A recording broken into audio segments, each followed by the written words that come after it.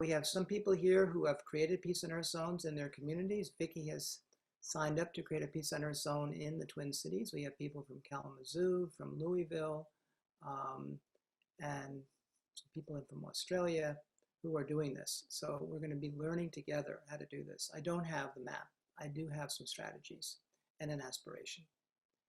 And then you're going to learn how this game works, the Peace on Earth game, and see how that might be deployed. I have the great pleasure of having two colleagues with me, Chris Watson and Miranda Clendenny. Chris will be part of this in a way that will help elucidate some of what second order change is and help bring some of the challenges forward so that I can begin to explore how to apply some of this thinking to those challenges. Chris is a certified facilitator of sacred conversations to end racism. She's a reverend, she's a lawyer, she's a thought leader, she's a spiritual leader. She brings many, many beautiful assets and a beautiful soul. So Chris, I'm so happy to have you. Bless you for coming and offering us your energy and goodwill and good experiences. Thank you, David. Thank you for inviting me. It's a pleasure to be here. Miranda Clendenny gets a formal introduction. Usually she's just there making things happen, but that is her MO. She's the Director of Operations and Development for our Empowerment Institute's Center for Reinventing the Planet, which has grand aspirations by that title, as you can see. And one of her responsibilities is managing the Peace on Earth by 2030 game, which we'll be talking more about later. Miranda also will be kind of keeping us on track as we move through this with any kind of partner shares or just generally making sure everything works. Bless you, Miranda, for being who you are and for being here yet again to make things work in my world and the world. Thank you, David. Glad to be here. Great. So thank you. So let me take a moment to dedicate this workshop. So the workshop is dedicated to two people, John Lewis and George Floyd. They have each contributed to the racial justice movement in their own distinct ways. And I want to share a passage. Some of you may know that when John Lewis died, right before he died, he wrote a kind of a final offering to the world, his parting words that he said, please read out after I die, which is quite a remarkable thing to kind of have that forethought. And one thing really stood out for me, really struck me. It was his last passage. He said, when historians pick up their pens to write the story of the 21st century, let them say that it was your generation who laid down the heavy burdens of hate at last, and that peace finally triumphed over violence, aggression, and war. So I say to you, walk with the wind, brothers and sisters, and let the spirit of peace and the power of everlasting love be your guide. So I want to really build on those words. What does the spirit of peace look like? What does that really look like? So my orientation is what's possible and how do we get there? Included in that is we transform that which is in the way of getting towards our vision. So that'll be a very significant part of our orientation. So let me talk briefly about this notion of second order change. Let's start with the notion of how do we change things? So we all know the world we're currently experiencing at many levels is not working very well. And we know we need to change, but how? So that's been sort of a question that I've been working my whole life and have been exploring answers to that question. So let me talk about social change from a social system point of view and explain second order change and then contrast it with first order change, because this is going to be our North Star as we go through these next hour or so, hour and a half or so of our time. So the world is a function of many social systems, an economic system, healthcare system, political system, education system.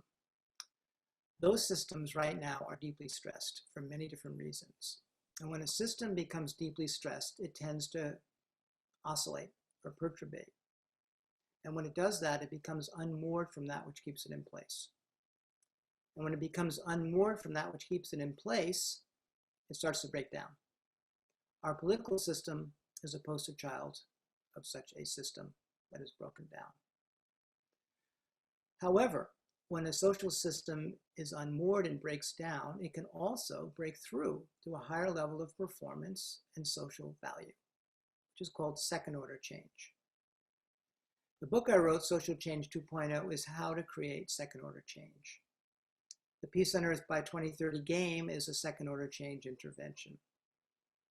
Our Center for Reinventing the Planet is how to do that across multiple issues, including climate, including development. We work a lot in the developing world, across Africa, India, Middle East, and so on. So that's second-order change. It's transformational. Let me compare and contrast it to first-order change, which is traditionally how people think about change. So first-order change has 4 components. The first is what you would call command and control, forcing someone to change by legislation. The assumption is the only way to get someone to change is to legislate it, because that's what's required to get someone to change. And by the way, second-order change, as I mentioned earlier, from an evolutionary point of view, is a transcend and include. So everything in first-order change is still important, very important, but it's insufficient to do the transformation required to kind of come up with the solutions that are transformational, that we recognize will be necessary to create the world we want. So the second one is what we call financial incentives or disincentives. So paying someone to change through tax policies of one sort or other, incentivizing them positively or negatively. The third is what's called awareness campaigns, which is raising people's awareness, their consciousness about the thing that you want them to change, which is very common. The challenge is it doesn't actually get people to adopt behavior based on all the research. It raises awareness. And a kind of a good way to understand this is to think about all the things that you know but haven't changed. So awareness doesn't by itself create change. It's a starting point. It's important, but it's not enough.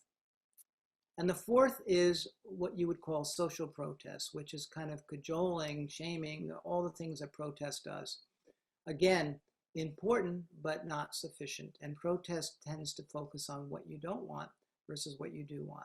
It also can be very polarizing, and there's a time and place for protest, for sure.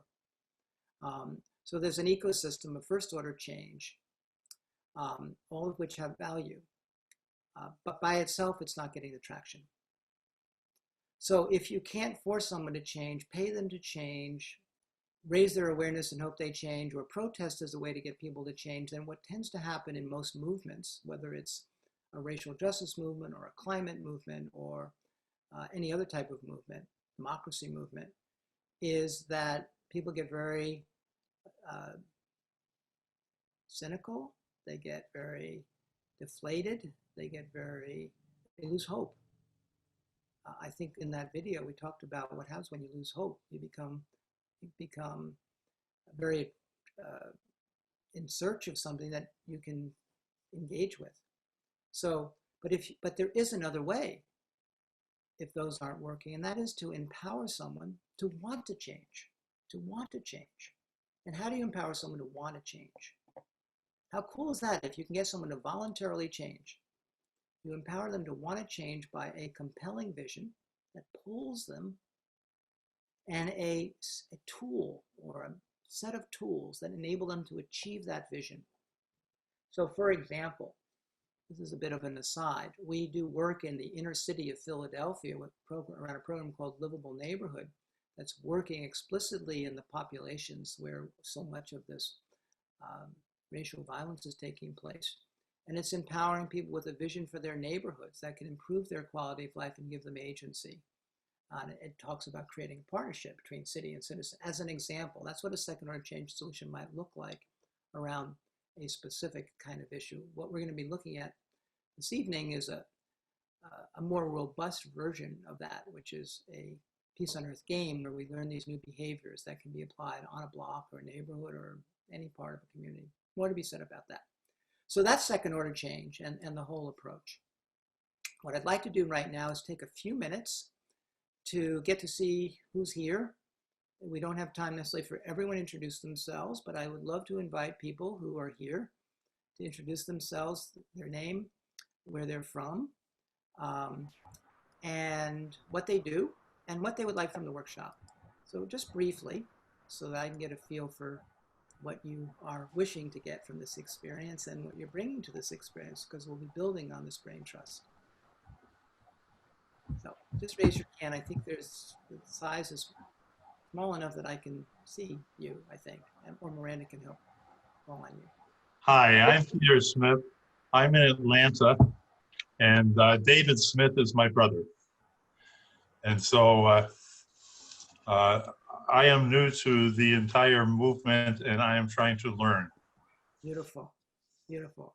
And I don't know that I know David Smith. I probably should, because you made it sound like one should know. He's one of the 5 up on the top screen. Yeah, I'm David Smith. Okay, great. Well, I'm good. Peter's brother.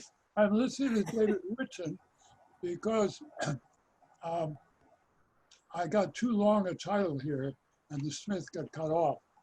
I use my middle name because there are too many David Smiths publishing in my area of work. So I'm listed as David Whitson, but I'm David Smith. And David, what would you like out of tonight? Oh boy, I'd like to know more about how to help a community to gain some hope and some vision, some energy. I've been involved in teaching peace studies. Could you speak a little louder, David? I'm not hearing you so well. I've been involved in teaching peace studies and justice at University of St. Thomas. I'm retired now at 83 years of age. I'm a Catholic priest. Beautiful. And for people that don't know St. Thomas, which I do because I've been in the Twin Cities, you are Twin Cities based, just to clarify that. We're the largest private university in the state of Minnesota. We're Roman Catholic. Beautiful. And we have about 10,000 students, half of whom are in graduate programs. I remember that university. When I was doing teaching there, I used to run by it. So I remember how beautiful it is. Welcome, thank you. Anyone else like to share who they are and what they'd like out of this evening? Rick, go for it. Hey, David, it's great to see you and see everyone. And my name is Rick Ulfik. I'm founder of We the World and the We campaign at we.net. And we have campaigns and programs for social change. And so I'm very interested to hear more about your model, and second order transformational change is really great. And I know a bit about it, but I'd love to learn more, and that's why I'm here. Thank you, David. Thanks for coming. So we have time for a few more. Yes. Good to see you, Rick. Good to see you, Miranda. It's Hi, very good to David. see you. This is Sharon. I'm going to follow my Yes, friend please. Rick. Hi, Rick. Hi, Sharon.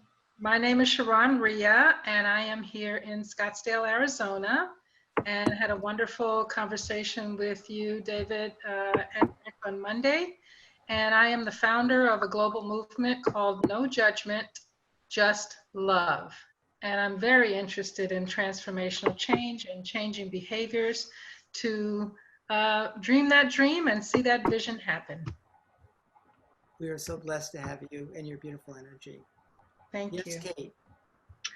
Hi, I'm Kate, and deeply supportive of Twin Cities Nonviolent. It's great to have you here, David. I'm from Minneapolis. I'm about to publish a book about interracial friendship, and I am hosting discussions about that and working with white women on how we can build our capacity to address racism. I want to understand how we can make some change with narratives that help us understand where we want to be. Beautiful, Kate. Right up your alley. I think you'll get a lot of alignment and attunement and perhaps, hopefully, some good tools. Glenn, I think I saw your hand up. My name's Glenn Newton. I am very interested in how to go from protests and awareness raising to actual change. Also, I will be joining Jim Tenbenzel at the first session tomorrow, and I hope everyone will join us there for talking about how music can be a factor for peace as well. Lovely. Thank you. Can you put the links in the chat for that so that we know about it too? Victoria, can you do that? No. I'll try to find it and do it. Miranda is going to solve all problems. And Miranda has replicated herself. So I think I see. And let's say it's the same link you used to get in here today. Use the same link for that other program. Okay, great. Work on that. So who's raising their hand next? I think William. And then we'll hear from a few other people that are part of my larger community. But I'd like to hear from some folks that are not part of our work. I'm William, but I go by Bill. I certainly for years have been in a transformational state, and I would consider that to be the new state that I'm in. So I don't see a destination to transformation. I see it as a journey. And what would you like, Bill, out of this experience this evening? Mainly just to understand what kind of transformational strategies there are. I've obviously picked one which is, you know, my life work at this point. Beautiful. Thank you. I'm happy that you're trying to learn more strategies. It's like Ram. Yes, please. Just unmute. Hi, I'm William Stolzman. I'm in St. Paul, Minnesota. I live with Harry Burry, and of course that's always an exciting thing, and I'm wonderful to be able to support him in this. I'm a great believer in evolutionary development and moving in stages progressively, but exactly how you do that, how do you get people to move from one state to a more evolved state? That actual process is very, very difficult, and I'm very interested to hear what you have to say about making that transition. Thank you. Thank you. Great question. And yes, hopefully, yes. Did you want to add something else? I'm Gadam, and I'm connected with the Twin City Nonviolent, which was founded by Father Harry.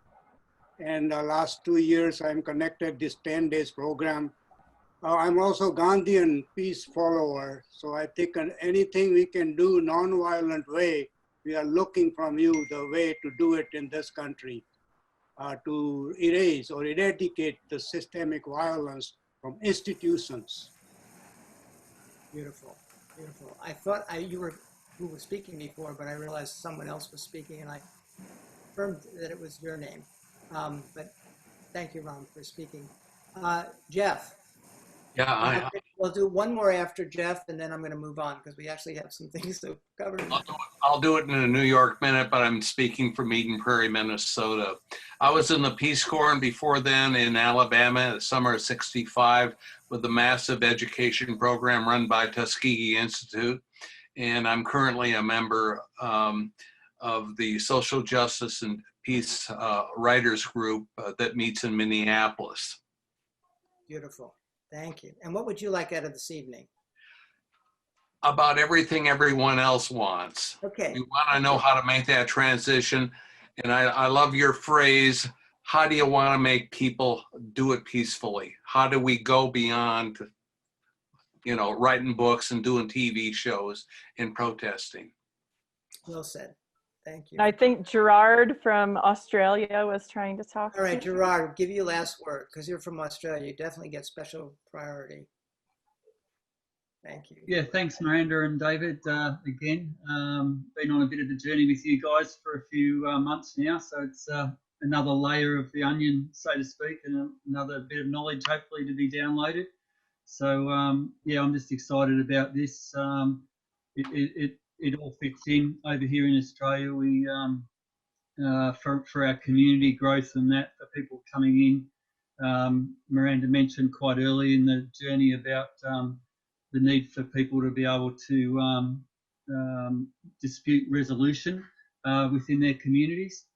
And so we use a process called ONGO, O-N-G-O, which is the workbook that people can work through. So if anyone's interested in looking at that, that's a great place to start. You can do it individually or in a group as well. But it fits really, really well in with the Peace on Earth game. They just all fit in like a glove. So yeah, great to be here. And I'm on the outer for internationals tonight, but that's okay. Great to have you. So great, Gerard. Thank you for coming, as always. So what I want to do is I want to start with a big idea that transcends and includes the conversation we're having right now. And that is this idea that we've developed called Peace on Earth by 2030, like literally peace on Earth in a decade. And what happens when you go for a dream of that scale and that magnitude is that you lift the conversation. You lift the conversation out of how to solve a problem and you move it into a dream. You move it into an imaginative space of the possible. And that's the world that I play in, is the realm of the possible. So I'm going to share this video with us, and this will set a context. And imagine what we're doing here taking place in the Twin Cities or any community. There are about 5 or 6 communities here, we call them POE zones, that are on this call, who are deploying this in their community. So imagine how this could get deployed in the Twin Cities. And it starts a very different conversation. And it raises the whole, it starts to move into John Lewis's aspiration. Like, what would it look like if we could actually have that happen? And what could it look like if it happened in a decade? And what would it look like if the Twin Cities, the place that is one of the epicenters of this next evolution of the racial justice movement, and really in some ways giving it the kind of momentum that it is needed, became a Peace on Earth zone that could actually anchor this, which of course would transcend and include the issues that the racial justice movement is attempting to address. So I'm going to show that video, and then we'll talk a little bit about it afterwards, and then I'll go a little deeper into the how of second order change. So you'll see some concrete ways that the process works in it and the framework. And then after that, I'll be inviting Chris to have a conversation with me about this. Okay, so let me tee this thing up and let me get it ready in the right place here. Bear with me as I get everything. Do you want me to play it? Yeah, why don't you play it, Miranda? That would make my job a little easier. Sure, why don't you play it? Thank you. What if peace on Earth was possible? 40 million people is 1/2 of 1% of humanity. 1/2 of 1% is a tipping point when you start to tip consciousness. We're hoping to have 40 million people playing the game. The game, the Peace on Earth game. Wow, it is a life changer. I had the honor of being the team leader. We were in the alpha pilot phase, so it was just the very first time the game was being tested and played. I truly believe we're in one of the greatest time periods on our whole planet. Time has come. I'm so alive with this game, and like I'm seeing relationships really shift. It really comes from the different actions. It's about behavior change. It's demanded. The game is not a walk in the park. As soon as I was invited to be a player and then a team leader and to find my own team leaders, I was just really loving all of the actions. Peace on Earth by 2030 game team. I believe that every human being deserves to live in peace. Free of war, free of violence, free of hate. I was deeply shifted by both being a team leader and by playing the game. Help us move this Peace on Earth initiative forward. What if it was not only possible, but could be achieved by 2030? We invite you to be one of the planet's dream keepers and accept this sacred fire as a torchbearer for our future as a species. We are building a movement of dream keepers, those who believe peace on Earth is possible and are committed to making it a reality. Adds clarity and it adds credibility to our work that we're already doing. Each week, my hope became deeper, my belief that something as abstract as peace could be possible, because all of us were doing these incredible actions together. It can completely lift you up as a guide for this peace revelation, helping to evolve our planet. Helping bring a really amazing renaissance of new thinking and change and hope for the planet. And we're right in the middle of being awake to that, and it's really happening. We are part of a game. Helping to create positive change on the planet. We're bringing change, and that we're not going to stop until we do it. And it's super exciting. This is actually how Peace on Earth works. One community at a time, one POE zone at a time.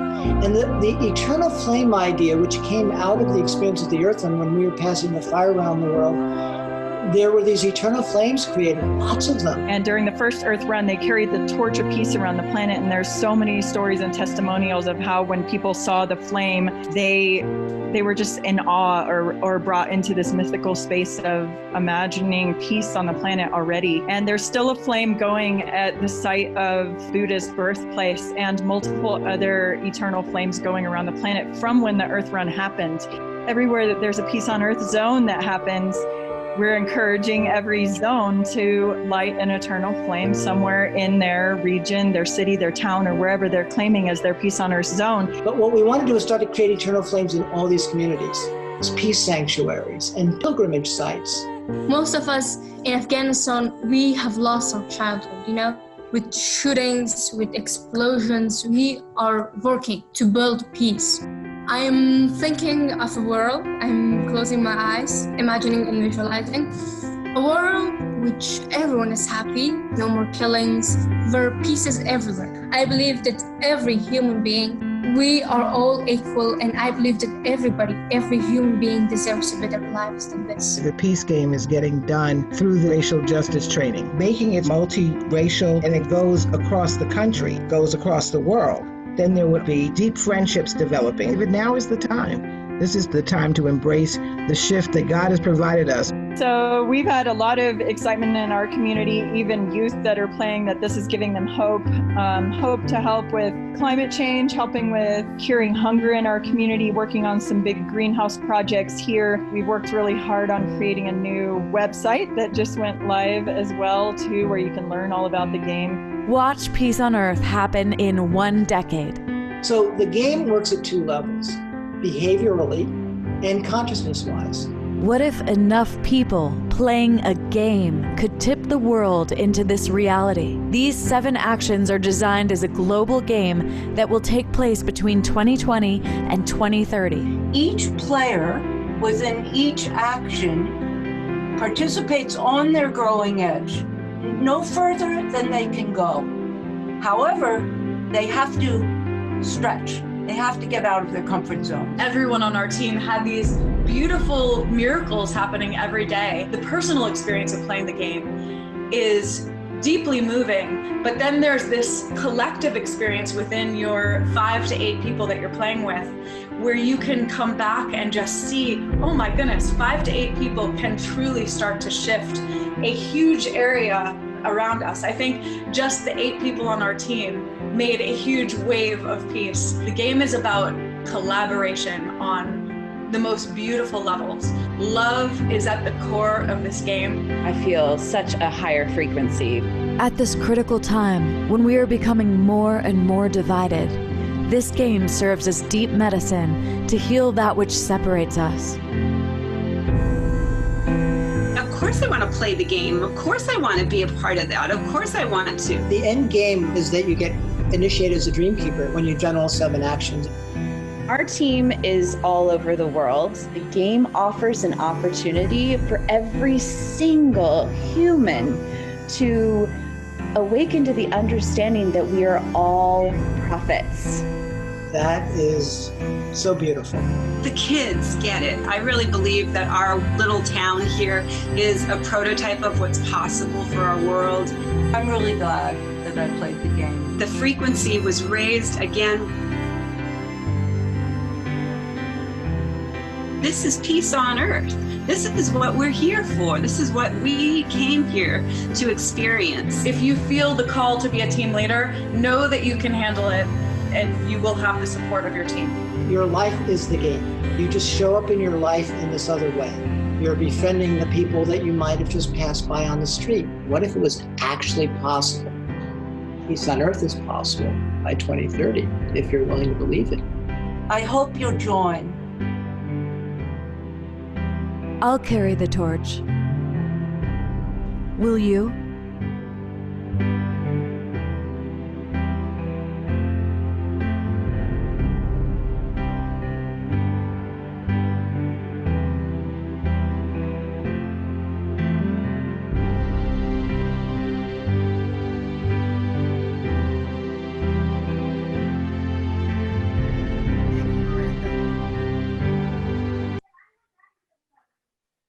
Okay, so that is a destination.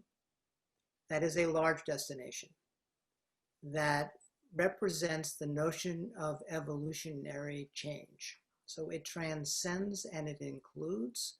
And when you understand the 7 actions, we addressed all the issues that one would be needing to address to transform a racial justice movement into a oneness movement and a peace on earth movement.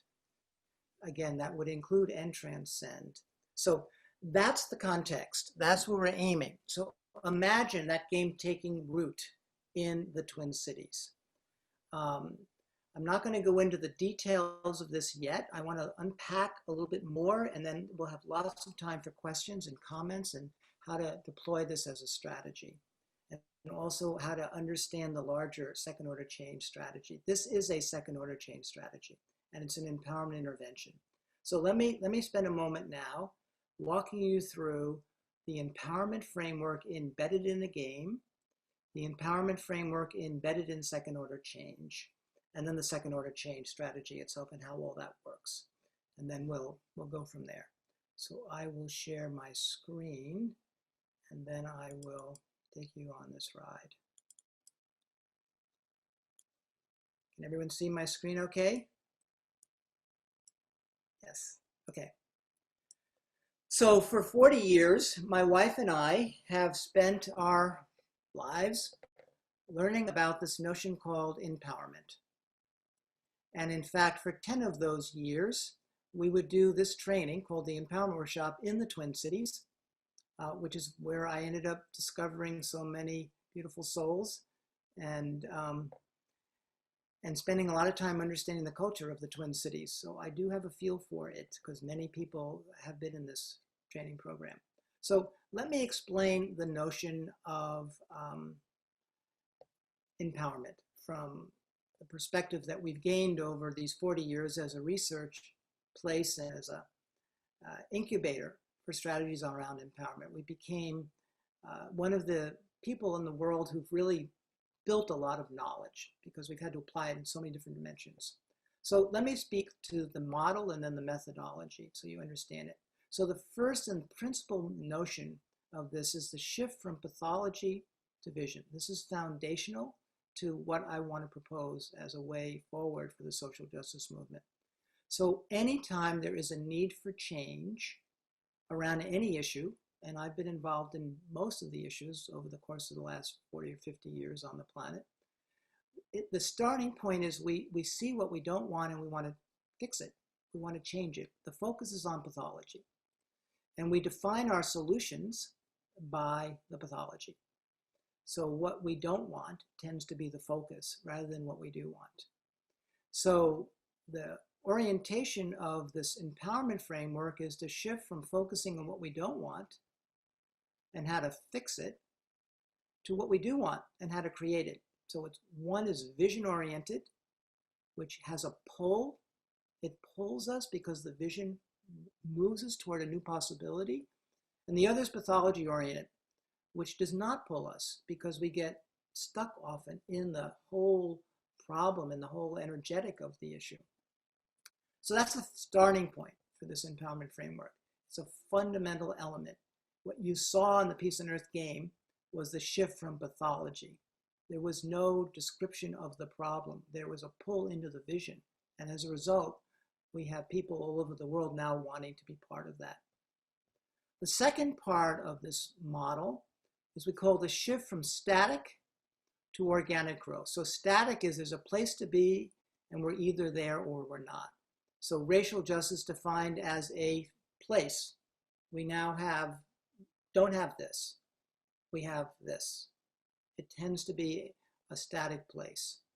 And the problem with the static place is we're either there and we're judging ourselves against it, or we're not there and we're there and we're in a static place and we're saying, is that all there is? Or we're not there and we're judging ourselves against being there. So that's the static model. It is not how the natural world works. Another model is an organic model. If you look at the natural world, what we see is if something is alive, it's always growing. And so we call that the growing edge. So the terms that I'm using are what is the growing edge of the racial justice movement? What is our growing edge as an individual who wants to create change? Something is alive, it's always growing. So this whole notion is constantly transcending itself. So there's no end point, as someone said in their introduction about how they see their work as a transformational change agent. So that's the second part of the model. So these 7 actions are growing edges. You learn them and you practice them and you apply them and you evolve. And these 7 practices then become a way of life. So imagine 5%, 10% of the Twin Cities operating from this perspective. So a big idea then is the shift from static to organic growth of the growing edge. And the last part is the integration of self-awareness and behavioral change.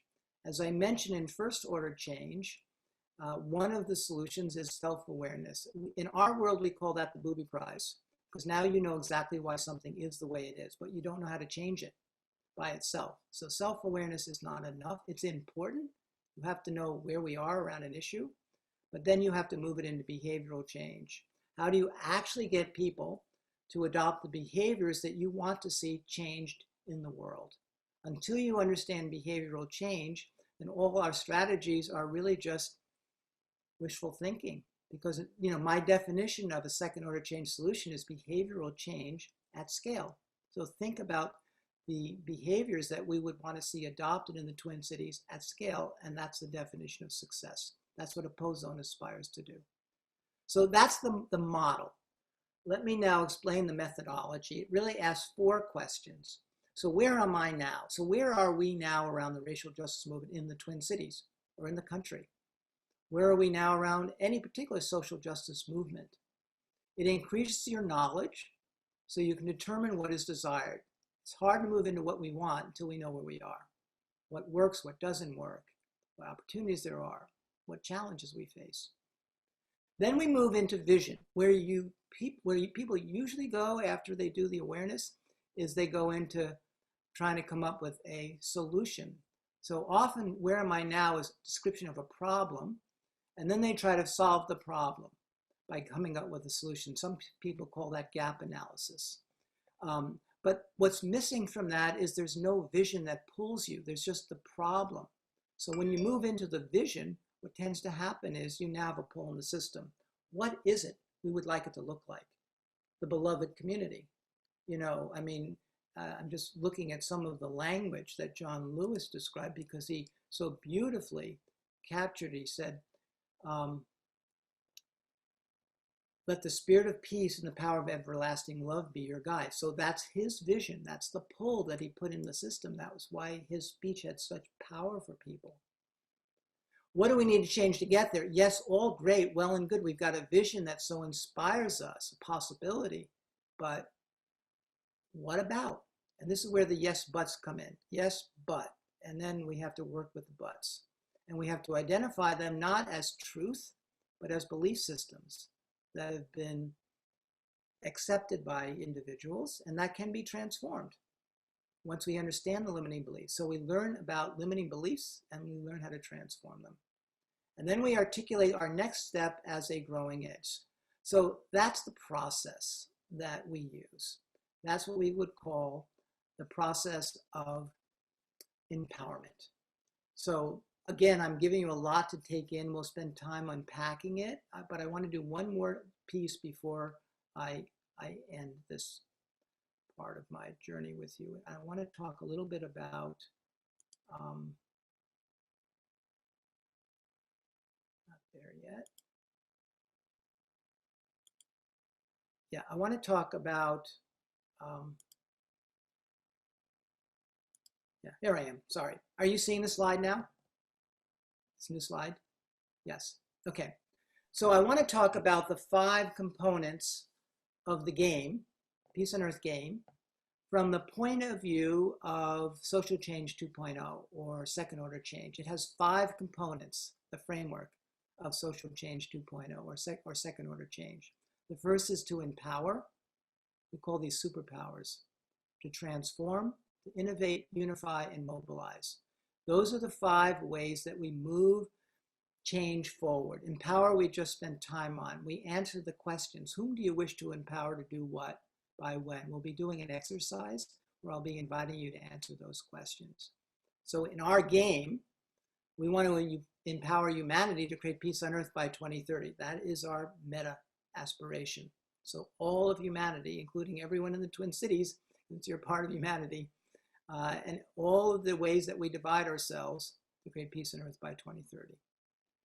And by the way, by now, those limiting beliefs might be kicking in, yes, but. So just hang in there with them as they do, and we'll work with them and help you learn how to work to transform them if you wish to. So then that's not enough. That's just the strategy of empowerment. Then we have to build a transformational process. And so the transformational process is these actions in the game. And specifically at the meta level, the big transformation we want to create in this game is from separation into oneness. So separation into oneness is the ultimate goal for humankind. The ways that we separate cause us to reject others who are different. So separation to oneness is the meta strategy. But that applies at a very specific level as we learn how to befriend others who are different from us in racial ways or ethnic ways or religious ways or worldviews or political ways. The third is innovate. And so this is where you have to build a social innovation or a platform that will enable you to accomplish your goals. In our case, it was the game. It's one thing to have this desire to empower and know how to empower. It's another thing to have a strategy to do that, but then you need a platform, a social innovation. In our case, it's the game. And then the fourth piece is to unify. So this is about figuring out what the whole system looks like. Who do you need to unify to create a sustainable whole system solution? One of the descriptions of a failed system is when someone is left out of the system. A definition of what you might call a system design flaw is when someone's left out. You could call that symptom racial injustice because the whole system is not integrated. So how do you unify across a social system like a community? And that would include ethnic integration, racial, religious, gender, all the ways that we divide. And the last is how do you engage people? So I am giving you one slide on a book that is quite a long book, so I'm not going to give you all the details. It's a lot here. Anyone who's interested, I encourage you to look at the book. But mobilize means how do you scale this up? How do you get enough people involved? And the key idea there is what's called diffusion of innovation, which is identifying early adopters. They're the kind of people that would spend an evening like this learning these things, asking these questions. The early adopters are the ones who seek out the new and they have a high tolerance for experimentation. You find the early adopters, you start you start these Peace on Earth teams, or we call them poets, and then they start the diffusion process. So in a nutshell, that is the empowerment framework and the social change 2.0 framework. So what I'm going to do now is I am going to invite my dear friend Chris to represent many of you by asking questions of me about this or anything else, Chris, that you think might be helpful to us this evening. And then, of course, later on, I'll be inviting others to ask questions and make comments. But Chris is kind of your ombudsman for now, representing. Thank you, David. Thank you so much. And it's fascinating as I listen to your presentation to see, I'm curious to, the racial justice movement is so polarized, right? There seem to be such lines drawn. And so I really would like to hear from you how you believe second order change can help the racial justice movement. How can it impact the racial justice movement? That is a great question. Thank you. Now, of course, I can't say I have answers, all the answers, or even any answers, but here's my thinking for now. Mm-hmm. From a second order change point of view, we have to build a whole system. So that's just the principle. How does one do that? So there's a guy named Dennis Hayes who started Earth Day in 1970, and he calls it ecology of change. And in the ecology of change, there needs to be a lot of niches filled, like an ecosystem. Mm-hmm. So the truth is, there is a need for protest. And Right. there is a need for education. And there is a need for political change. So you have to fill the niches. Now, when you have a second order change intervention, what you tend to find is that you can often empower the whole ecosystem. So for example, if your niche is protest, and you want to now deploy a second order change strategy around protest, so now let's transcend and include, what would your vision look like? Who do you want to empower to do what? How could protest be a starting point for a conversation? Protest to what end? Mm-hmm. And protest using what tools? So what if your protest had as its back end creating Peace on Earth teams, as opposed to just protest, because that's all you knew how to do? So that's one way into that question. Another way into that question is to bring everyone around a table and invite them to go through a transformational process and build a collective vision and figure out what each of them brings to the table. Again, this is a bigger question, and I'm going to invite us into an exercise later on where we'll be looking at building a second order change strategy for whatever niche you're trying to fill. So that's a start. That is a start. And as you're saying this, I'm thinking about all the various niches in the racial justice movement. So it will be quite an undertaking, right? How do you think that we could? Let me say one more thing about that, Chris. Please. So I alluded to one key point when I was talking about the mobilize part, or the superpower in the social change 2.0 framework. And so the key there is to find early adopters. Yes. And early adopters have the characteristic of seeking out the new and having a high tolerance for experimentation, meaning that you're not trying to bring a whole movement together. You're trying to bring people who are looking for a kind of answer that they can't find right now because they feel so much polarization. And then you bring them in the room, and then things can happen that might not happen otherwise, but they're already qualified by virtue of them being an early adopter.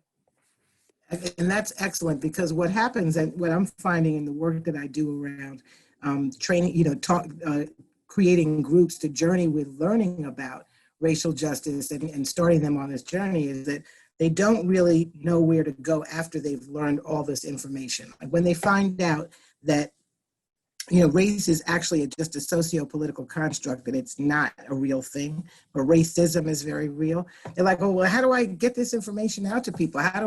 And so they're looking for ways to adopt something new, but they just don't know where to go after they've learned the information. So it's a very interesting model. And that is the classic challenge with awareness raising kinds of interventions. Right. Is that they don't know what to do after they find out this information, right? Exactly. And I'm thinking, because what happens is that people, they have this notion that they can change everything at once. And so I love the notion of early adopters. Like they want to, once they get information and they're on fire for racial justice, then they want to go and change the world, and they get discouraged when they can't. So understanding what early adopters are and how to start innovating in small groups and in small niches becomes very important, and it gives people a sense of purpose. So I appreciate that. I'm thinking about what it might look like, and this is a challenge in the work that I do. What might it look like to create these POE zones, to create the peace, or to do the Peace on Earth game across, if not across racial divides, because I don't find that racial divides is really the issue in the work that I do. What I'm finding is the ideological and the political differences are so intense, and it is, well, I'm going to just confess, it's a growing edge for me, right? Because, how do you have a conversation with people who really just think completely differently from you do, from the way that you do, and see things from a political or ideological position, and even a different theological position than you do? So talk to us about that. I like that you can bring the theological and the social and the racial all together in one question. I'm a lawyer too, so I'm good at cross-examination. Good. I don't take it as a cross-examination, but I do. Very pointed and focused questions. Bless you for those questions, because we can go into them and see and co-create and learn together. Because I don't have yes, answers. I have some possibilities. Okay. So what I would say is, let's look at the principle of early adopters again. Because when you're starting to have, like, for example, what we launched I think you were at our launch on Sunday when we launched the movement. So there was a woman from Los Angeles who said, bless her soul, I've created a Peace on Earth team in Hollywood, in the Los Angeles area, that has Trump supporters on the same team with, Republicans and Democrats, let's say, where there's tremendous ideological, shall we say, division right now. And I have seen the game work that way. Now, people have to be predisposed to wanting to be part of an experience where they want to meet. So not everyone will be ready for that. But if you are ready, and I can't say the game has demonstrated this yet, but I think it has the potential to demonstrate this. When you look at the actions, they are designed to actually bring you into these places where you are feeling a sense of oneness with another person. They're trying to bring you into a place where you feel the sense of the unitive field, or this celebration of what we share in common. And then again, it might be that you start with a political difference, but then you discover that there's ethnic or racial differences as well, and differences become opportunities. In the scheme of things, they become opportunities to learn about something that you don't know about. But once you start changing the framework and you put in a behavioral mode rather than just an intellectual mode, possibilities are born. So what's possible for a POE zone? That is the great social experiment we are embarking upon in 17 cities around the country and world, some of which are here right now. Again, the POE zone is not designed to address racial justice. So it's not designed to work at that level. It's designed to work at the level of peace on earth. Right. So it is a transcendent vision that transcends and includes racial justice and any other divides, political or otherwise, religious. So it's an experiment. It's putting second order change into play. And what I've learned about everything that we've done over the decades is they're all social experiments. And you have to keep iterating and learning. And one thing that I love, Chris, is that you're playing the game and you're going to help us. And you've got amazing team, which is interracial as I understand it. So you'll learn that one for sure. So what does your work look like with the tool called the Peace on Earth game? And how does that, so that's going to be feedback to us, because you're one of the teams that are doing that.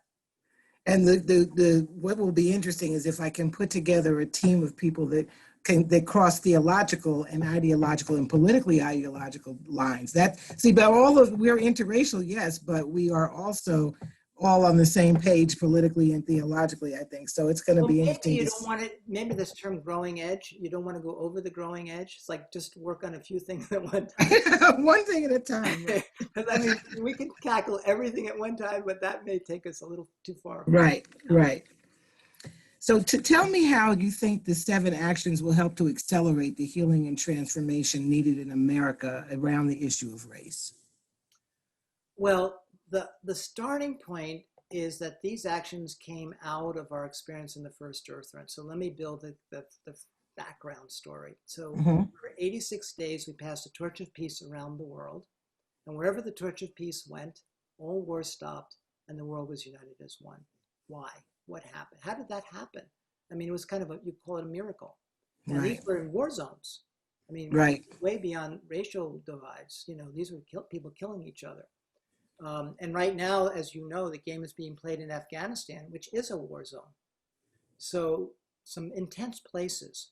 And the game is getting traction, for example, in Kabul, Afghanistan right now.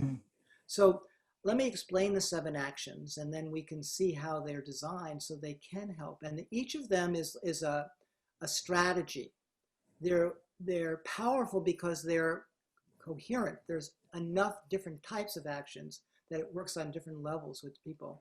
So the first one is learning how to befriend those people who are different. Right. Getting out of your comfort zone. So my wife, Gail, she went to Georgia, as it turns out, so around the Atlanta area, not to play the game, but she was there and she ran into a fair share of Trump people. And so she started reaching out to them, and it became her growing edge. And, you know, what we found was that we do share a common humanity. If you don't start with politics, then you can find that which you find in common. So it's very simple. Who would you not speak to? And speak to them. And it might not just be someone who has a political difference. It could be someone who is someone you pass by in a grocery store who you take for granted, like I used to do. Or someone you pass on the street. So it's wherever there's an opportunity to build a human connection. So human connection. So that's so foundationally human. When you start to work with that, magic can happen. So that's the first action. The second action, and I won't go into all the actions because that would take time, but I'll just give you a flavor of them. The second action actually is learning how to engage people to play the game. And that takes you out of your comfort zone, because now you're actually being asked to have faith that the possibility of something like this could take place. So what does it take to be an advocate for something called peace on earth? What does it take to believe that humanity can change? What does it take to believe in our future? So that starts to activate your own faith in the possible. Because if we want to be change agents, we have to believe that change is possible. And in order to do that, we actually have to step forward and try making it happen. And that action does that. And I'll share one more action, and then people can go to the website, Peace 2030, and the actions are described in more detail. But one more action is the third action, which I think is a fourth action, which is very appropriate for this. It's called the unitive impulse, and it's about celebrating our common humanity. So what would it look like if there were unitive events in a community that celebrated that which we had in common, and honored that which we had that was different, our foods, our dance, our music, our culture, our languages, our theologies, our politics, whatever. But the idea is to build this unitive impulse. And again, because we've played the game, these things actually work. So it's not like these are conceptual, they're actually proven strategies. So that's what the game brings. Every team will get their own experience. It'll be very, very exciting to see how your team does, because you're holding a lot of demands on the game. To be able to produce a lot of different kinds of changes that you wish, and let's see how it delivers against your hopes. Absolutely. I guess I want to I want to ask you another question. So many of the communities in which I do work are communities that are fairly monolithic, right? So for example, I'm working with a few churches where, for the most part, everyone in the community and in the church is very much the same. So the only difference that they're the same ideologically, they're the same racially. And so I'm curious as to how you think that that these kind of unitive actions, what strategies will we use to be able to go beyond the communities and bring in other communities to Well, so that we can achieve. That would be an opportunity, right? So let's just say we're playing at a meta level, right? So Right. what would it look like for that community to befriend another community? Right. There you So go. I'm doing work in Palo Alto, and there's East Palo Alto. So what does it look like for Palo Altans, one of the richest and most, well, it's not just exclusively Caucasian, but Caucasian, Chinese, Asian, to reach out to another community that is primarily African American next door. What would it look like if they did that across cultures, across countries? Right. So there's ways to start thinking of that at that level. What about neighborhoods? So once you start understanding the strategies, they can be repurposed at different levels. Excellent. That could be a key process that you design into your workshop.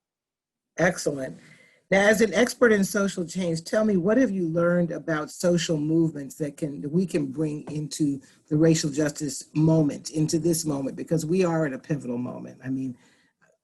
Everything is happening at once. It seems like every day there's another report of police brutality, of police murdering people of African descent in the street. There's another reason to go out in the street and protest and to do that first order change. What can we do differently in this moment? The answer is that's the growing edge. And I have an exercise that I'm going to be leading us through where I'm going to invite us all to answer that question and use our collective intelligence and creativity to answer it. So I'll just start by seeding it with some thinking of my own, but I don't want to suggest this is the way to think about it exclusively. Right. The starting point is working the empowerment framework. So where are we now? And what you just did was give us description of where the movement is. And often that's where we get stuck. We just stay there. So the next question is, what would you like it to look like? Right. What would you like it to look like? Well, I would like for it to look like police are not killing Black people in the street every day. That would be one good starting place. Okay, so that's one part of it. So that's one thing you would like to see not happening. Right. What would you like to see happening that's different? Because we know that when we focus on the problems, then we're defined by that. And it's hard for someone to change when it's just focusing on defining a... Right. Yes, we have to do that. But I want to go one step further. What would it look like? So I would like to see... That would include that, but goes to the next level. Right. Effective community policing that is well-informed and culturally competent and compassionate, and that is not that and that is responsive to the needs of the community in a way that demonstrates an understanding of the community needs and challenges. Okay. So you're now putting a stake in the ground of a vision. Right. But let's keep going. Let's play together here. What else would you like to see? Because you come out of a spiritual orientation as well.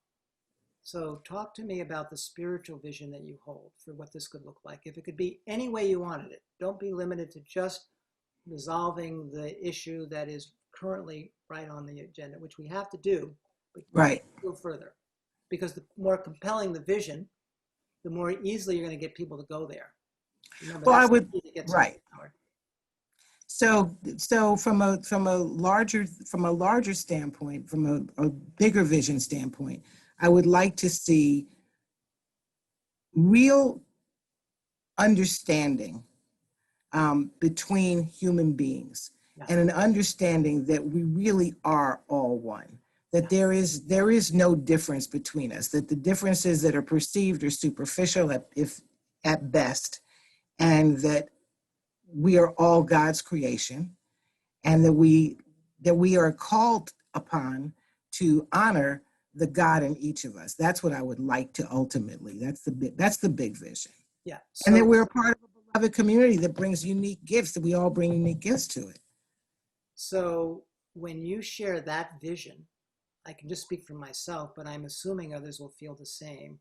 We get pulled into that one because everyone wants that. That's the purpose of the game, by the way. Right. It answers the how of that. And that's the aspiration that we all as human beings have. So when I asked you that question once before, you said the phrase that came to your mind that I've been repeating to others. Remember what you said? Yes, beloved community. We're all part of the beloved community. Yeah. So imagine humanity as a beloved community. Right. Yeah. So that's the process of the vision. So Right. you build that vision, and then we work through, okay, now we do the transformational work, right? So that's what we want in a compelling way. And then we answer the next question, what do we need to change to get there? And then our vision gets brought back to earth a little bit. And we start identifying our own beliefs that have to transform. Like, what limiting beliefs do we have that would get in the way of believing that that could happen? And we identify them, not as truth, but as limiting beliefs. Right. And imagine everybody in a movement room, let's say all the early adopters working through a process like this, where they build their vision collectively. And now they work through their limiting beliefs, and then they learn how to transform them once you know what the limiting belief is. So what limiting belief might you have? Well, the limiting belief I have is that, let's see, is that people are not educated enough to be able to understand about our history, to understand that race is a construct that is actually a socio-political construct that is not real. And that people do not want, the limiting belief I have is that people are not going to get the information to get to the place where they understand that there really is oneness, that this notion of separation is completely a fiction. Okay, so let's call that a limiting belief. Right. And that's how I frame these. These are beliefs that you hold that Right. limit your willingness to believe in the vision. Right. And they're personal. They wouldn't necessarily be someone else's limiting belief. That's a limiting belief of a sophisticated educator who's been teaching a certain type of, wouldn't be everyone's limiting belief. Right. How would you turn that around? Turnaround tends to be limiting beliefs. Right. No. Either or. This is like both end. As you know, you've been through the Empower Workshop. So yes. What would it look like to transform that limiting belief? What would a both end look like? A both end would be people don't know now, but that it is possible to educate everybody around the issue, to the fact that race is a socio-political construct that is not real. Although racism is real, that the issue of race is constructed and it is destructive. But that people can become educated. So that's to turn that around. Yes, they can, and they will. And at different levels, of course. That's a sophisticated concept. So not necessarily will work at that level, but there are other ways that they have that experience as well. But clearly, what you want is them to have a learning that helps them transform that which you perceive separates them. Right. And which they perceive separates them. Sorry. Pardon? And which they perceive separates them. But they may have other ways that they separate themselves also. Right. So that's one way that they. Right. One way. And I don't want to lock it all into that one belief system, but that's the example, right? And so imagining everyone working on that, and if everyone in this room was going to work through this same 4 questions, they would have different limiting beliefs. Right. What needs to change depending upon what ecosystem they're working in, what in the ecosystem they're working in. Yes. They see differently and depending upon the niche. Right. So now, based on the vision, we're kind of practicing real time the empowerment process. What would be your sense of the growing edge that you have around this? So the growing edge is that next place where you see growth possible based on what you'd like it to look like, the beloved community, versus this need for people to have more knowledge about these constructs. So I think the growing edge that I have around it is probably being able to to break free from the notion that it's not going to happen, or that it can't, that it's too big to have it happen, for it to happen, that it's just too massive, and it will never happen in my lifetime. Well, we should kick that into the limiting belief system as well. So let's Right. put that one back in there, okay? Right. Okay. Right, but that's why this is a there. process, right? Yeah. So that's the big limiting belief. Is it's always been this way. It'll always be this way. We can't. Right. Right. Fair to say. Yeah, that's a huge limiting So belief. that's the one that I'd like to go at because that's the one that feels like it's the most potent and the most limiting. Right. Because if you understand the power of our thoughts, that limiting belief will stop you in your tracks. Because if you believe it, you'll manifest it. So how Right. do you transform that? Well, I think that the only way to transform that is to understand that yes, it's like the concept of race itself. It's an illusion. That's an illusion because when I do the work in community with people, and we start to unpack the history of this country, the history of the construction of race, and we start to develop real relationship around the harm that this notion has caused. What happens is that they go and spread that information. So who am I to limit God's ability to transform the world overnight? I mean, that's it's really saying if, that I've got some control over, and I know I don't, right, over what the possibilities are. I mean, it could be the next pandemic the next type of positive pandemic that spreads the globe to say, we'll all wake up and say, wait, we're all part of the same ecosystem. We're all part of the same family. We are a beloved community. Let's wake up and act like it. So, yeah. So one of the POE leaders, Jessica, just put an interesting thing in the chat, which I will build on. Yes. I don't know if you were watching me to see it, but I think it's a perfect question, Jessica. She says, that feels like the push. What's the pull? Mm-hmm. So the pull to get someone to change, what would be the pull? Because now information getting conveyed to others, as we know, doesn't necessarily change someone. So what's the pull that could get someone to actually want to go towards that? Because as you know, it can polarize. Information like that can polarize as well as engage. Right. So what's the pull? Well, I think that the pull would be not waking up. I mean, well, I don't want to mess it up. So I think that and you're not messing it up. No, but I'm thinking that the pull would be towards understanding that we don't have to have the kind of violence and the kind of division that we currently have. That's the pull is towards having actual peace. So I want to go there, having actual peace and building the beloved community. So yes, to John, to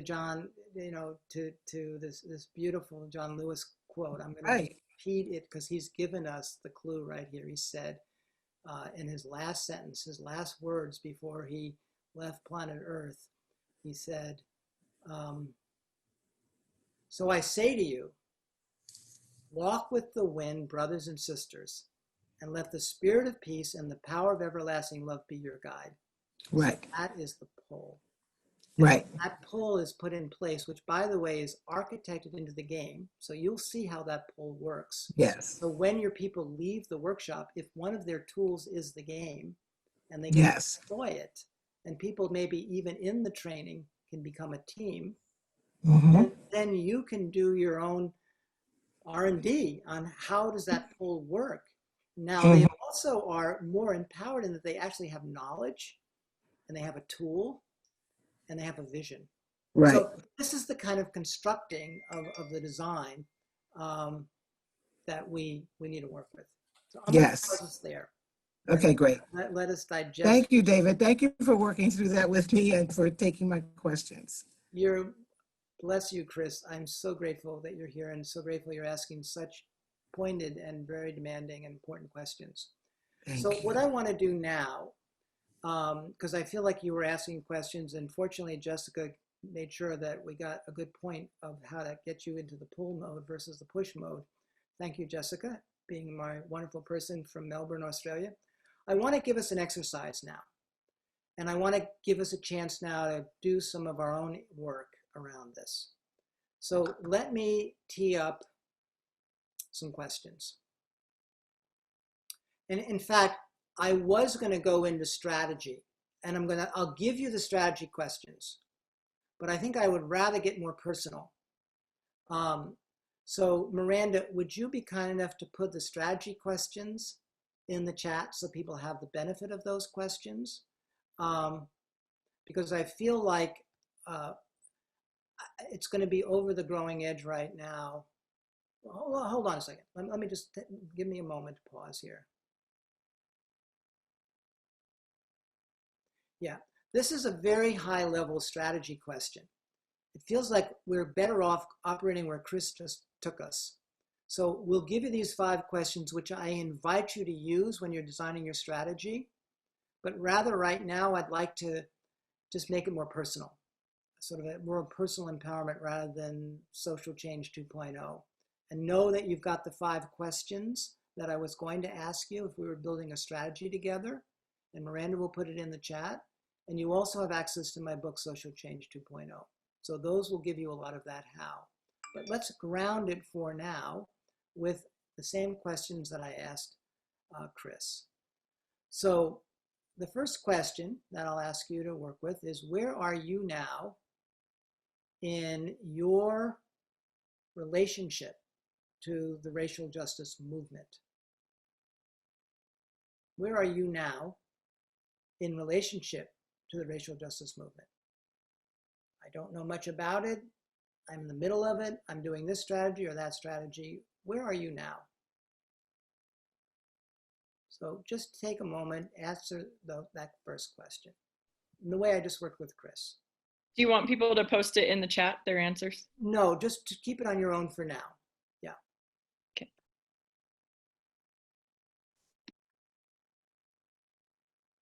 Well, you know what, Miranda, being the smart person you are, why don't you post it in the chat? Let us learn from each other. So yes, do post it in the chat. Write it for yourself, but then also post it in the chat. Yes. Okay, good. I'd love to see that. Okay, Miranda, that's probably why you prompted me in that direction. I received it. A little slow, but sometimes I get your prompts properly.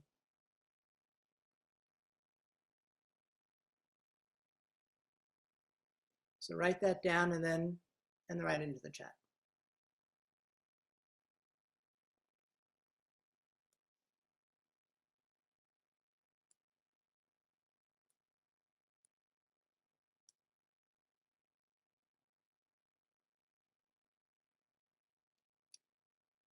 So take another moment, and then I will move us on.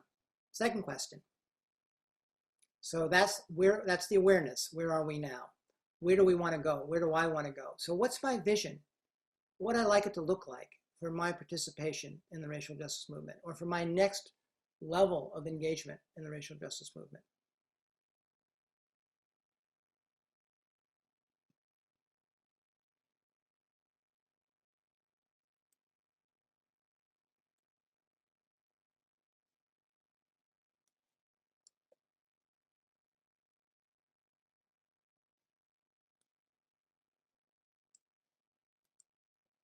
And again, put it in the chat. We're going to learn a lot. And Chris, there's a lot of possibilities here to enhance your vision. We'll make sure to share these with you.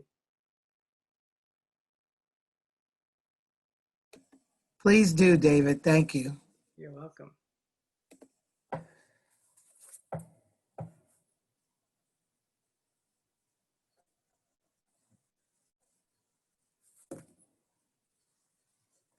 So take another moment and do enter it into the chat.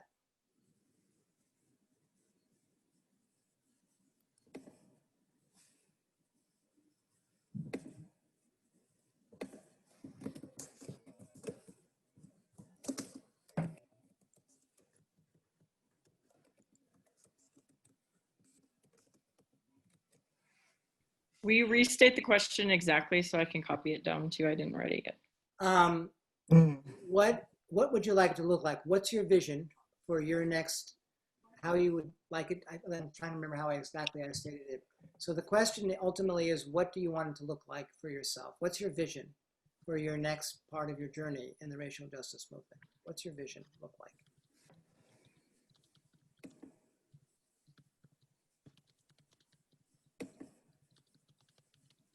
And of course, we're building on everything we've been talking about. So wherever you were may very likely be different than where you were when you came in, based on what we've discussed so far.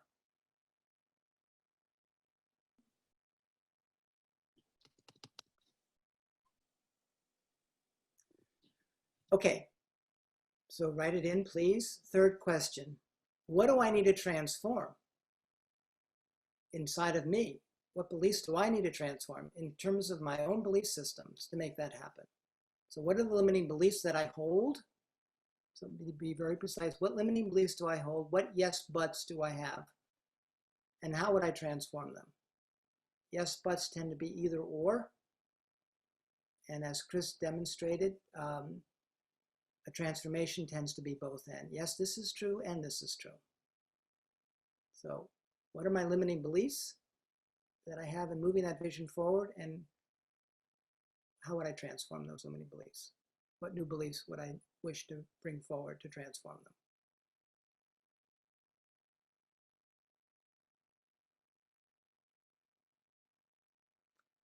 And you might have more than one limiting belief.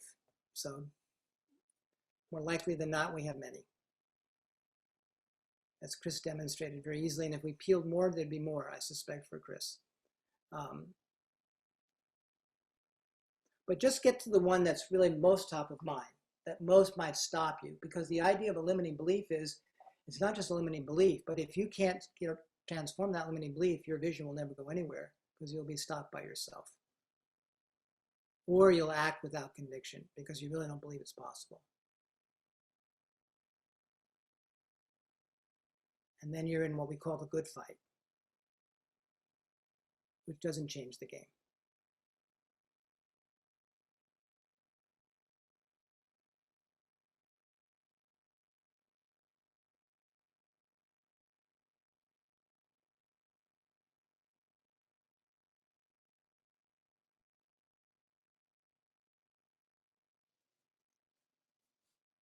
So take another moment if you need it.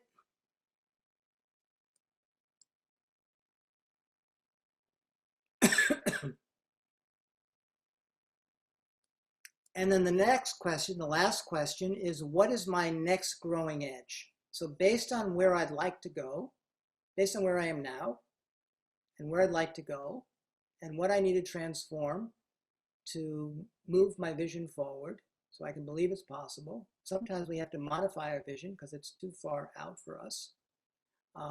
What's my next growth step? It could be very personal, it could be strategic, tends to always be personal at some level.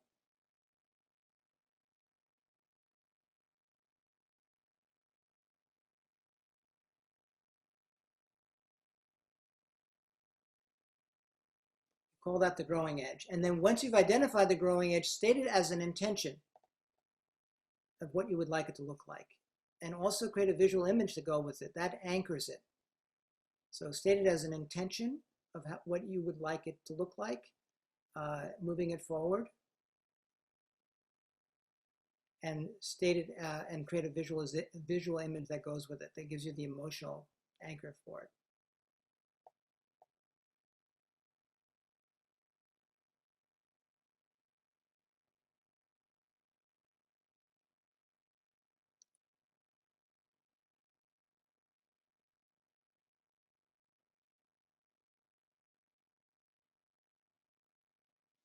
And then write it in.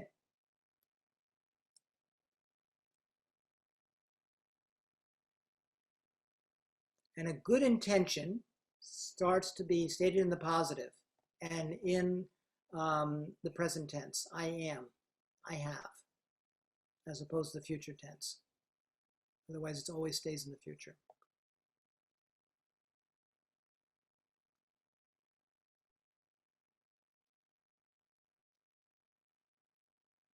And always remember to state it in the positive, what you want, not what you don't want.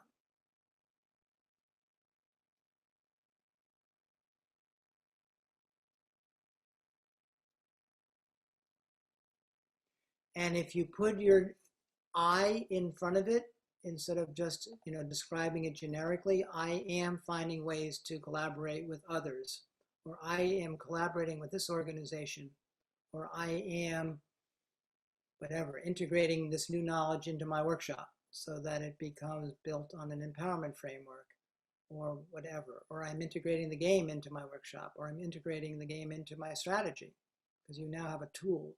You're not having to start from whole cloth here. You've got a tool you could use, which is the purpose of this session, is to show you don't have to reinvent the wheel. There's a wheel here that can move this forward based on the beloved community and oneness and peace, which is the big dream that moves us into the path of oneness.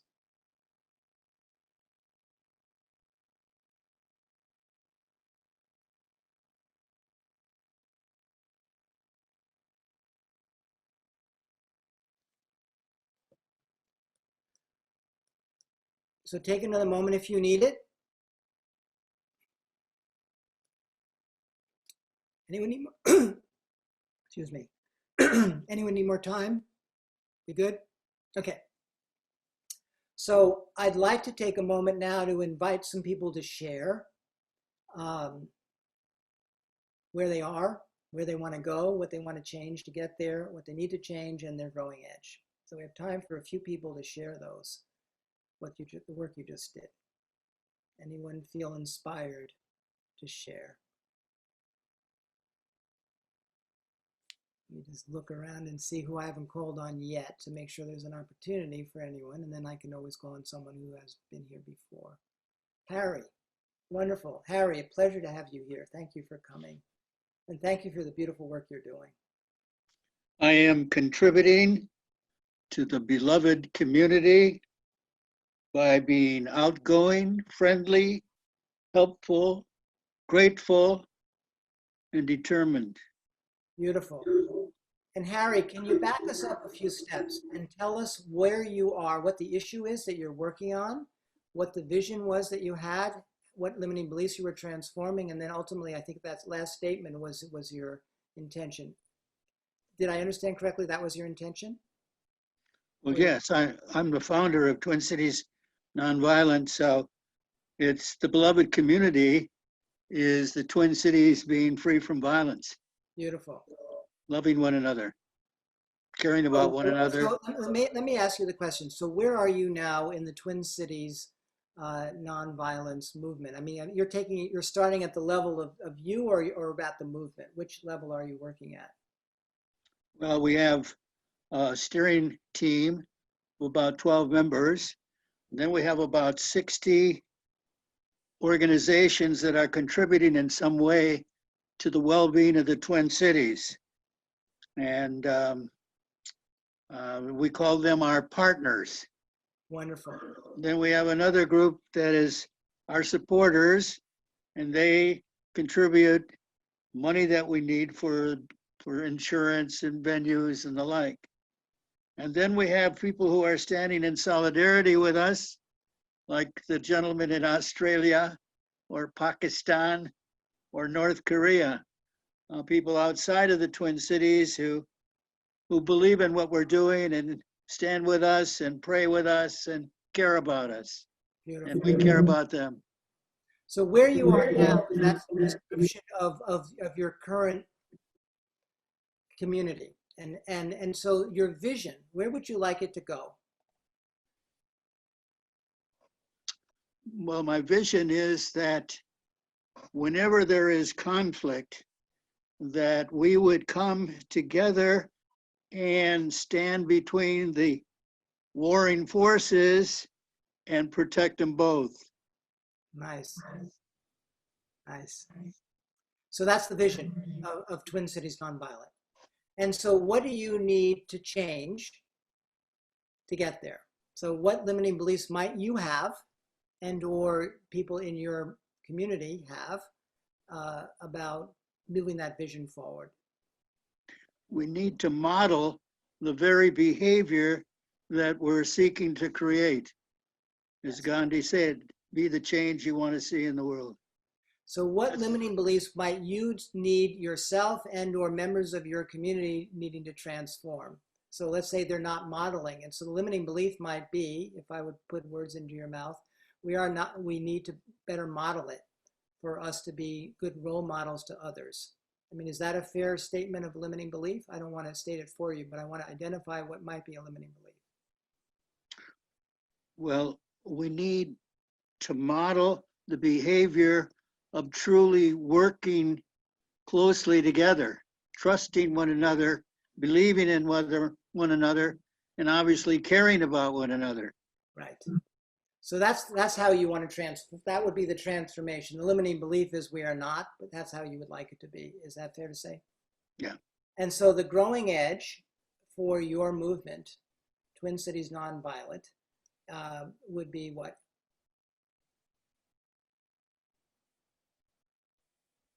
Well, to be a more caring, loving, and beloved community, both ourselves and all that we touch.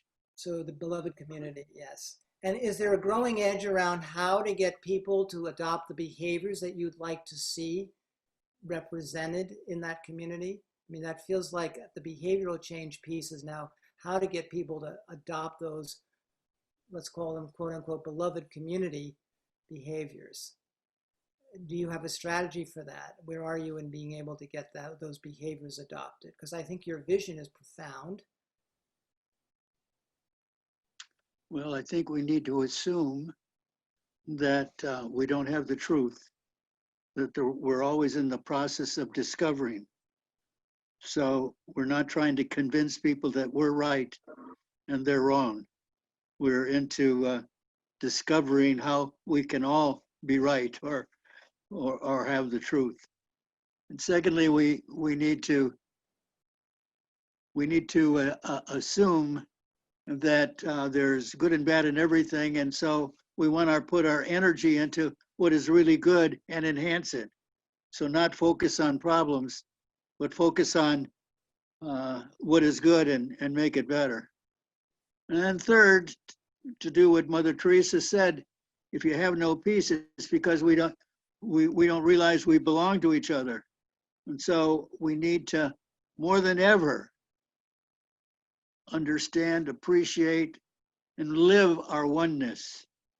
And finally, to assume that there are no bad people in the world. There are only good people that make mistakes and do evil things. But really, everybody is good and well-intentioned. And so we're not going to be judgmental. We're going to be there to help. I love it. So Harry, last question for you. Thank you for hanging in there with me, asking these very pointed questions, and you're responding so beautifully. So what's your growing edge, you personally, as a leader of this movement? Practice what I preach. Great. Well, I think that's a growing edge we all have to work on, but thanks for modeling that. Bless you, Harry. Thank you for all the beautiful work you're doing. Okay. Thank you.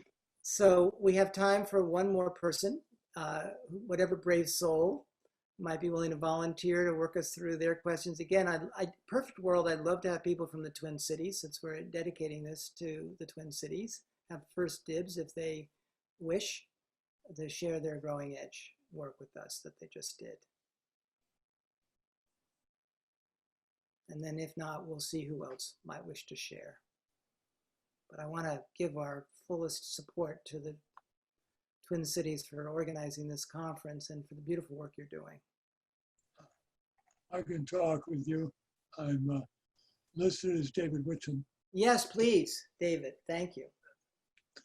So work us through the 4 questions that you just worked with as I led you through that process. I'm looking to see what I wrote down. Where am I now? And if you could just speak a little louder, David, or turn up your volume, that would be great. That's a part of the things I have to work with. My vocal cords aren't all that great. Where am I now? I'm engaged in the process, and I'm comparing my processes with yours, seeing connections. It's going to take me some time to figure that out. My vision would be that everyone see others as a treasure with views and practices they can enrich me. And I have practices that can enrich them. So I want to go out and find these other people and share with them and interact in a respectful way. Limiting beliefs, well, the first limiting belief I have is I'm 83 years old, but I can't press that because Harry is 90. So, Harry, you're already role modeling. See how cool that is? also that I need God's power, and so I should ask for it. So I am. I'm asking for God's power. Good job. I like that one too. Fourth thing is way down the line here somewhere. I want to listen to the stories of the people I seek to help. I think someone else wrote that one in, but I agree with that. Let's see. David, I have a question for you. Finish your last statement, please. I'm seeking to connect myself with communities of color. The intention being to interact with diverse communities. Feels overwhelms my energy and time, but it's beautiful. Nice. What keeps you so full of life and engaging so deeply at 83? What is your secret? Well, first of all, of course, I'm a Catholic priest, and I've spent most of my life teaching justice and peace studies.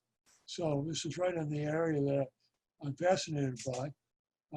So I keep up with it in books and on the internet. And it's just fascinating and loving. Also God, you know, I developed, keep a relation with God who loves me and loves you and loves people who are very different and loves police and loves, you know, people who think very differently than I do. And so I want to be able, when they say something that's really off the wall, I want to be able to say, how interesting, would you like to say more about that? And as they say more about it, I begin to understand something, or what brought you to see things this way? And then they begin to talk about their own life experiences, and I can say, oh, you know, that makes sense. So something like that. Love it. That's a great strategy. Thank you, David. So we can maybe squeeze in one more person. Again, Twin Cities gets first dibs here since you guys created this opportunity for us. And then if not, we'll see if there's anyone else that wants to share. Looks like William, who's in some beautiful tropical paradise. William, please, William Keats. Did I see your hand up? Yes. Okay, so share with us your answers. I had to unmute. Okay, share with us answers to those 4 questions, please. I'm not a good typist, so I didn't type anything in. Okay, that's all right. Where I am is, and the topic is racial justice. Correct. Where I am is I've devoted the last 16 years of my life to a great extent in trying to solve a problem that's been 400 years at least in the making. And certainly one of the limiting beliefs is the one that... Well, William, before you get to limiting belief, just go to what would you like it to look like? What's the vision? Because I don't want you to kick right into limiting beliefs. So what's your vision of what you'd like to look like? I would like to see that there's justice for everyone, including people that we consider to be minorities or black or yellow or white. Sorry. There are some minorities that are white. We've already reached that stage. We are a minority in the world, but so regardless of color of skin, I guess I'll put it that way, or ethnic background. You would like, regardless of that, so the vision is what does it look like? That everybody has the same ability to expect justice for things that they maybe do wrong or even right. and that everyone gets treated as if they are valued and can define their own goals for themselves. Beautiful. And what limiting beliefs do you have that might undermine your belief in that vision coming into pass? And how would you transform them? One of the limiting beliefs is it's always been this way, and I won't live long enough to see it changed. A couple alternatives there would be, one, live longer, but that wouldn't be a realistic strategy, I don't think. I think a strategy is to try and reach out as much as possible to people that have an alternative belief and try and reach them in a way that would be effective with them. Gotcha. So part of how to reach them in a way that would be effective is some of what we've been talking about this evening. And what's your growing edge? That feels like that also might lead right into your growing edge, but maybe you have a different growing edge. Yeah, there's some people that, well, I guess, first of all, I think I have made some significant progress over those 16 years. And so I believe it can be done. Yes. But how to reach people in a way that will take them to the bottom, I guess.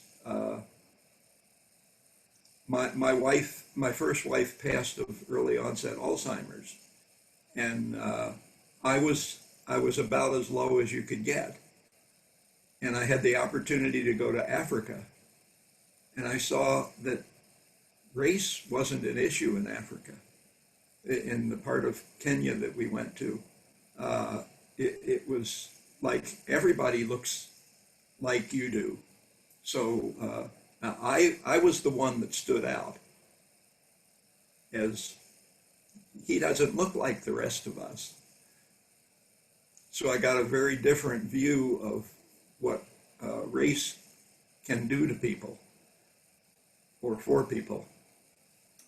So the growing edge is, what are you going to try to do differently going forward? Or more on, Yes. or whatever the growing place is for you. Continue to reach out to everyone that I can, and have them realize that change is possible.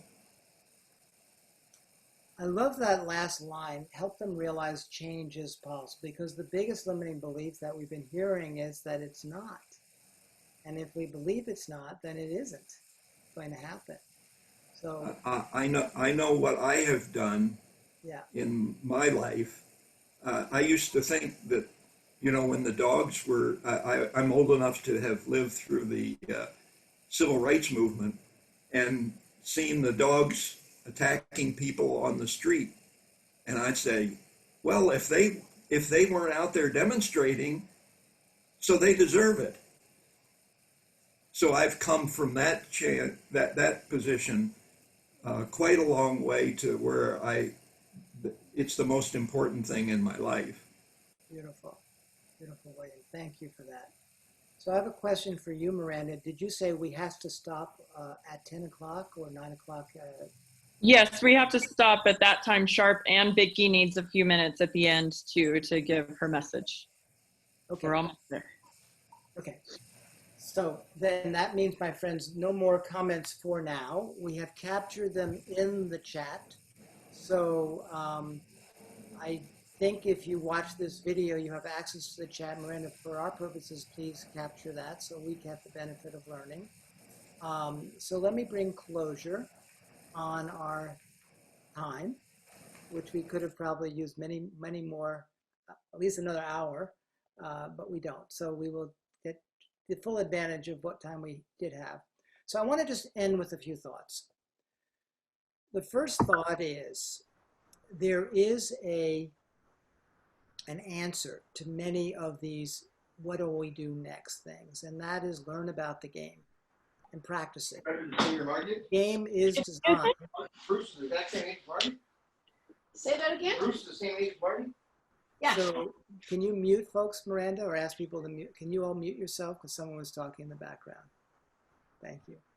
So the first thing I want to say is that the game itself is an answer to many of the questions because it's designed to create a sense of oneness, to create the relationship, William, that you're describing between people. You don't have to work so hard because the game is architected to achieve that. It's a second order change solution, so it can potentially change the game, no pun intended, because it's designed to scale. So the question that we really all can consider is, what if it was possible to create your visions and dreams and scale them in the next few years in the Twin Cities or wherever you are? What if there was a tool that could enable that? What if there were processes that could enable that? What if there's a community of like-minded people working, go beyond just what doesn't work? And the challenges we have about believability is because the current strategies we're using, I mean, there are other reasons as well. These are endemic, systemic, structural issues. But there are other reasons too, which is that our strategies to change them are not very sophisticated. And so what if there was a sophisticated enough strategy that could get traction? Would I apply it? Would I deploy it? So that we can actually move towards that. So that's the invitation. That's the invitation. And the answer is, I don't know. But we are going to see just how far we can move the dial.